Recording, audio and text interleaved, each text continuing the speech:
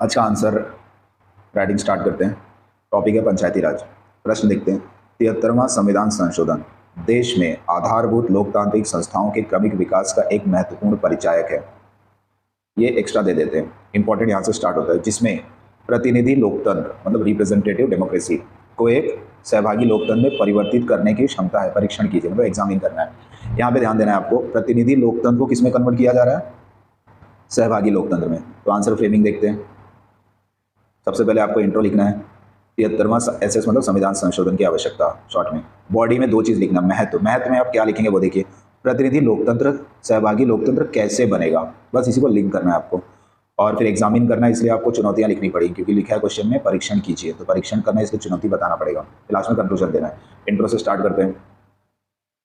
Intro. 73वां संविधान संशोधन द्वारा पंचायतों को संवैधानिक दर्जा प्रदान कर स्थानीय शासन को सुनिश्चित किया गया। यह संशोधन सहभागी लोकतंत्र की दिशा में एक महत्वपूर्ण कदम है। आते हैं बॉडी पे। बॉडी पे सबसे पहले बताएंगे महत्व, जो कि प्रतिनिधि लोकतंत्र को सहभागी लोकतंत्र में कन्वर्ट करता है। तो पहला पॉइंट है प्रतिनिधित्व। क्या हो रहा है प्रतिनिधित्व? तीनों स्तरों पर सभी पद पर सभी पद प्रत्यक्ष निर्वाचन से भरे जाएंगे। मतलब रिप्रेजेंटेटिव किनका रहेगा? तीनों स्तर पर सभी पद प्रत्यक्ष निर्वाचन से भरे जाएंगे। और महिला का नेतृत्व सभी स्तरों पर 1/3 पद पर महिलाओं हेतु आरक्षित।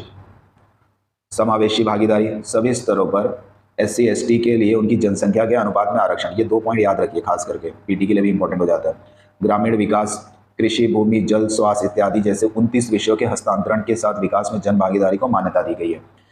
ये 4 इंपॉर्टेंट पॉइंट के कारण ही जो प्रतिनिधि लोकतंत्र है वो सहभागी हो रहा है, क्योंकि यहाँ पे महिलाओं का भी नेतृत्व हो रहा है, SC ST का भी हो रहा है, और प्रत्यक्ष निर्वाचन से भरे जा रहे हैं। और ग्रामीण विकास मतलब जो भी कृषि भूमि इत्यादि जैसे विषय है वो दे दिए गए हैं। इस प्रकार 73वां संविधान संशोधन द्वारा भागीदारी लोकतंत्र को बढ़ावा मिला है।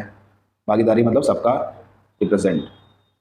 परंतु इन स्थानीय निकाय को अपने प्रभावी संचालन में कुछ चुनौतियों का सामना करना पड़ रहा है। उसने एग्जामिन बोला, इसलिए हमें चुनौतियां बतानी ही पड़ेगी।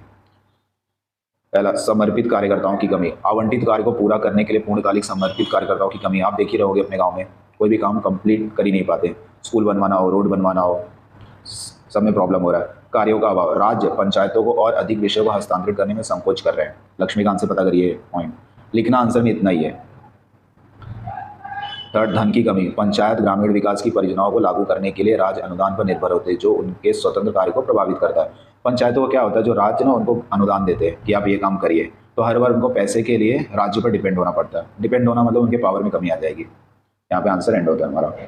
एक बार और देख लेते हैं। आप सबसे पहले इंट्रो लिखेंगे।